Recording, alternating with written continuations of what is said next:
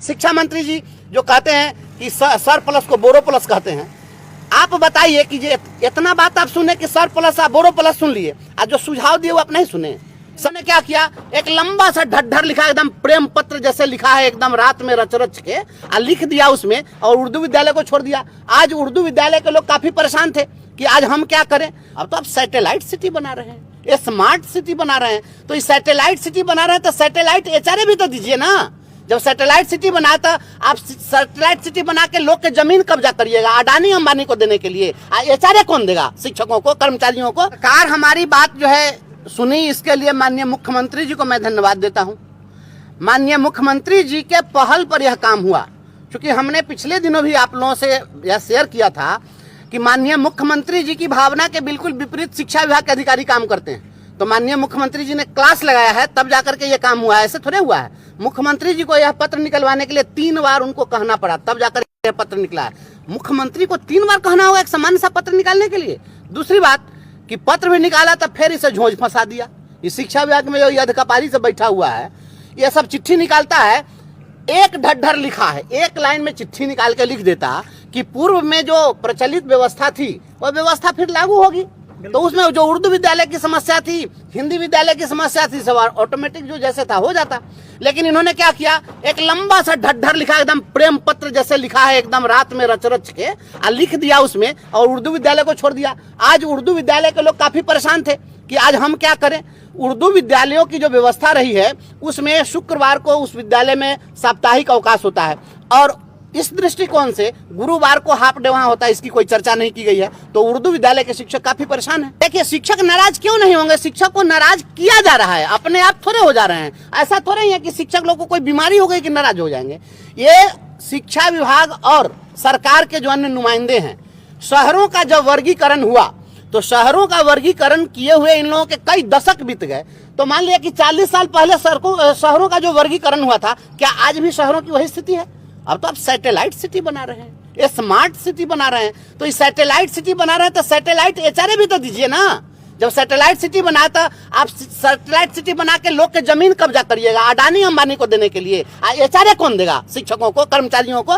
जब आप शहर बनाया, शहर का विस्तार हुआ, तो निश्चित रूप से सभी कर्मचारियों को, केवल शिक्षक के नहीं, सभी कर्मचारियों को उस हिसाब से शहरों का वर्गीकरण करते हुए और उसके अनुसार एचआरए आपको देना चाहिए। एक बात मैं और कहना चाहता हूं आप लोगों के सवाल से बाहर हट करके, वो तो राजनीतिक बातें थी।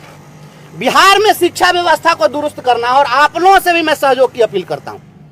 आज मैं गया था एक विद्यालय में, सरकारी विद्यालय में, और सरकारी विद्यालय के बच्चों ने विज्ञान प्रदर्शनी का आयोजन किया था। देख करके दिल खुश हो गया।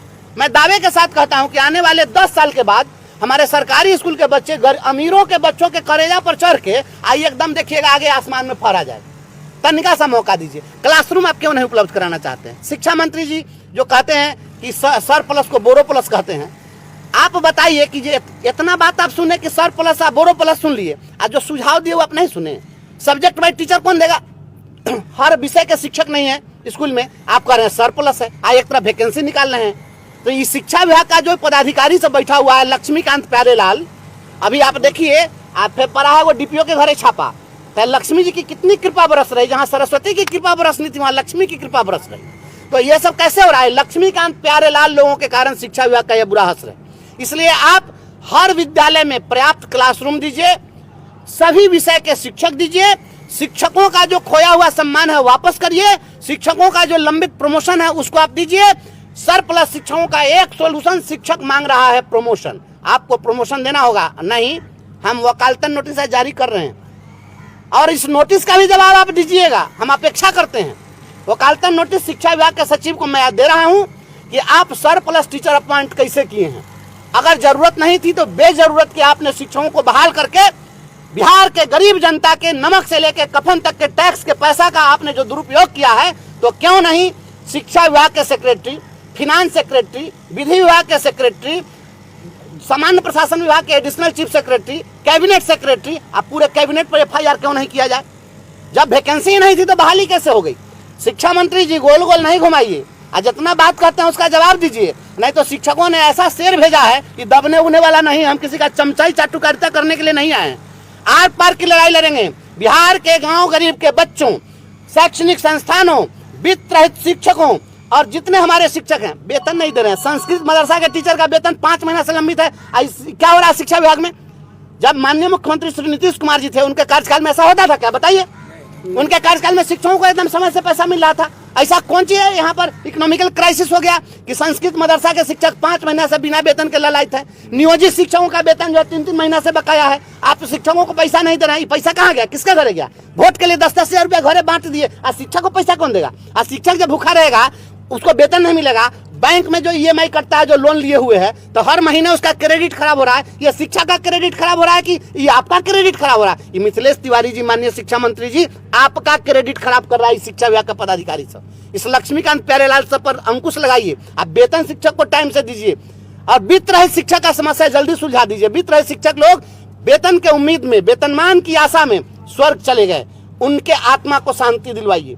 जो लोग मर रहे हैं, जिनके बीमार माँ बाप हैं, दूधमुहे बच्चे हैं और वो पैसा के लिए बिलख रहे हैं, आप उनको दीजिए। नहीं तो बड़का बड़का काफिला लेके निकलिए, लंबा लंबा भाषण देते रहिए और शिक्षा सुधार करते रहिए। कहिए कि वंदे भारत एक्सप्रेस है, सारा वंदे भारत के पोल खोल देंगे। इसलिए शिक्षकों को समय से वेतन मिले, बच्चों को विषयगत शिक्षक मिले, पर्याप्त क्लासरूम मिले और सही ढंग से पढ़ाई हो। आप लीजिए ना भाई, शिक्षक को पूरा पैसा दीजिए, टाइट से काम लीजिए, हम कभी विरोध नहीं करेंगे। लेकिन आप नहीं अगर दीजिएगा तो शिक्षक समाज देख रहा है और सबका इलाज करेगा।